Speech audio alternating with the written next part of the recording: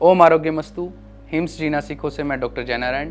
आज हम बात करने जा रहे हैं पंचकर्मा के बारे में। आयुर्वेद में शोधन और शमन दो तरह की चिकित्सा बताई गई है, जिसमें भी शोधन चिकित्सा का महत्व आचार्यों ने ज़्यादा बताया है, क्योंकि आचार्य चरक ने कहा है कि जो रोग शमन चिकित्सा से शांत होते हैं उन रोगों की दोबारा उत्पन्न होने की स्थिति फिर भी पैदा हो सकती है, लेकिन शोधन से जिन रोगों को हम ठीक करते हैं उनके दोबारा होने की संभावना समाप्त हो जाती है। तो इसलिए शोधन चिकित्सा शमन चिकित्सा से श्रेष्ठ बताई है।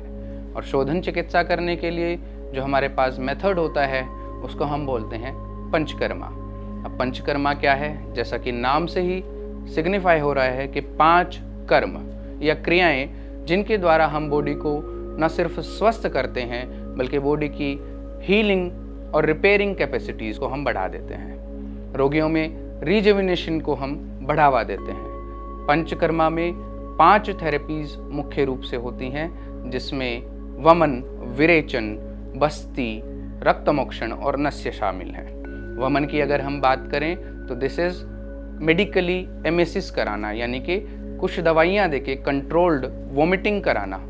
वमन कराने से सभी कफ रोग शांत होते हैं, शरीर के ऊपरी भाग के जितने भी रोग हैं वो शांत होते हैं। ऐसे ही विरेचन क्या है?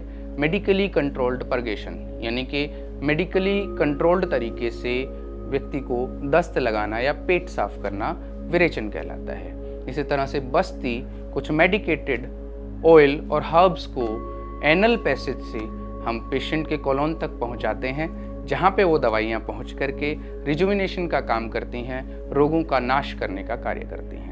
इसी तरह से रक्त मोक्षण यानी कि ब्लड लेटिंग जिसको हम कहते हैं, वो कई तरह से परफॉर्म किया जाता है, जिसमें नीडल लगा करके रक्त मोक्षण करना या फिर लीच लगा करके रक्त मोक्षण करना।